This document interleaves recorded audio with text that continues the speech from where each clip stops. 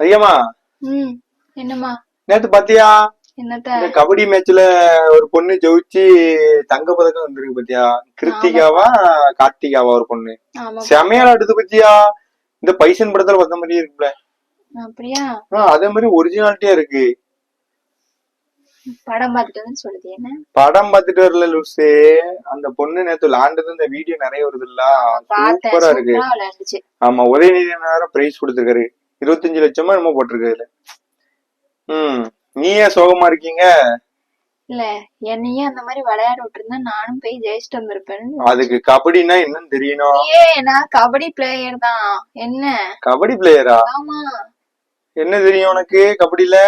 கபடி விளையாட தெரியும், தெரியுமா? நான் ஸ்கூல் படிக்கல, கபடி நல்லா விளையாடுவேன்.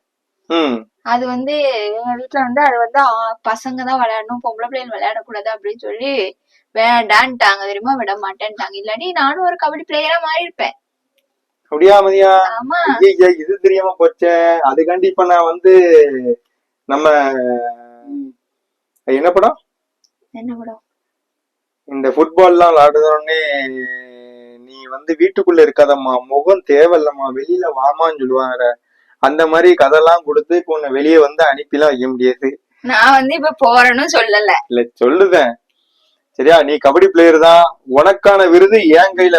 ஒரு நல்ல மனைவியா ஒரு புருஷன்ட்ட விருது வாங்குற பத்தியா, அதுதான் ஆக சிறந்த பரிசு வாழ்க்கையில. சரியா? இந்த நல்ல தெரிஞ்சுக்கோ, இவங்க பரிசு வாங்குறாங்க, நம்ம அந்த இடத்துல விளையாட முடியாம போயிட்டேன்னு நினைக்கிறத விட, தும்மலு, விக்கலு, பசி, பஞ்சம், சொத்து, பொறப்பு, இறப்பு, நல்லது, கெட்டது, இன்பம், துன்பம், கொட்டாவி, இதெல்லாம் கேட்டு வராது, தானா வரும். எது வந்தாலும் தடுக்க முடியாது, போனாலும் பிடிக்க முடியாது. இல்ல, என்ன சொல்றோம்னா, வாழ்க்கையில உனக்கு எது நடக்குமோ அது நடந்துகிட்டே இருக்கும். அதுதான் நீ வாங்கணும்ன்றதுன்னா அந்த வழியில போயிருப்ப. அந்த கப்பை விட நான் சிறந்த கப்பு உனக்கு. Because you are and me beautiful couples in the world. கரெக்டா? கேளு.